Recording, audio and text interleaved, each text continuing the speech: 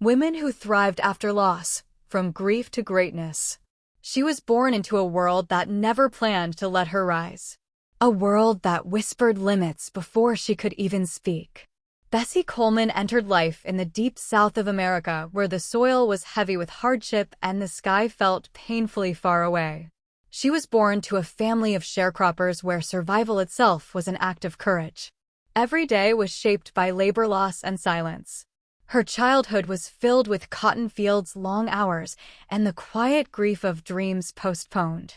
Bessie was the 10th of 13 children.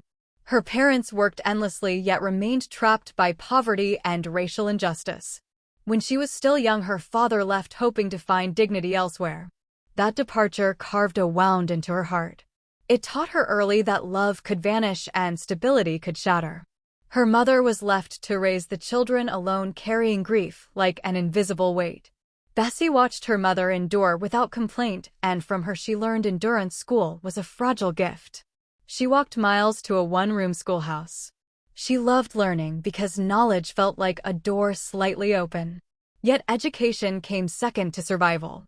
Many days she worked instead of studied. Dreams were luxuries for children like her. Still, she kept one quietly burning inside. As she grew older, loss followed her closely. She watched friends surrender their hopes. She watched opportunities close before they could open. Society told her again and again who she was allowed to be. A poor black woman in early 20th century America was expected to accept invisibility.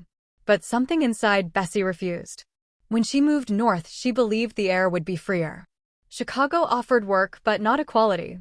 She became a manicurist, listening to stories from pilots returning from war. They spoke of the sky of freedom, a flight of control.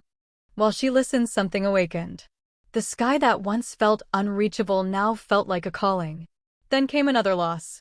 She learned that aviation schools in America would not accept her. Not because she lacked intelligence or courage, but because she was black and she was a woman. Rejection echoed the same message she had heard all her life. You do not belong here. Grief could have ended her story there. Many would have accepted defeat. But Bessie did something radical. She transformed rejection into resolve. If America would not teach her, she would leave America. She learned French at night after exhausting workdays. She saved every dollar she could. She crossed an ocean alone. A black woman with little money, no safety net, and an impossible dream. France did not greet her with ease. Training was brutal. Planes were fragile. Accidents were common. Fear was constant. She crashed more than once. She suffered injuries that could have ended her life. Pain tested her resolve. Loneliness pressed heavily. Yet she persisted. Each flight was an act of defiance. Each lesson was a victory over grief. She earned her pilot's license, becoming the first black woman in the world to do so. In that moment, history shifted. But success did not erase loss. It gave it meaning. When she returned to America, she was celebrated and resisted. Crowds gathered to see her fly. Yet segregation followed her everywhere. She refused to perform for segregated audiences. She refused to accept separate entrances. She refused to let her success be used to uphold injustice. Flying was dangerous. Planes were unreliable. She knew the risks. Still, she believed the sky was worth it. She believed representation mattered. She believed little girls needed to see what was possible. Her dream was not fame. It was legacy. She wanted to open a flight school for black aviators. She wanted the next generation to fly higher without asking permission. Then tragedy struck again. During a test flight, she was thrown from her plane and killed. She was only in her 30s. Her life ended before her dream could fully take shape. Grief returned for those she left behind, for a world that had only just begun to witness her brilliance. But loss did not win, because Bessie Coleman did not live to be forgotten. She lived to be a spark. Her courage echoed across generations. She proved the sky did not belong to one race or one gender. She proved grief could be transformed into greatness.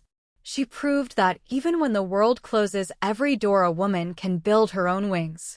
Her story is not just about flying. It is about rising after loss. About choosing purpose over pain. About daring to dream when everything tells you not to. Bessie Coleman did not escape grief. She carried it with her into the sky. And in doing so, she changed history. Her life reminds us that greatness does not come from comfort. It comes from resilience, from refusing to surrender, from believing that even after loss, something beautiful can still be born.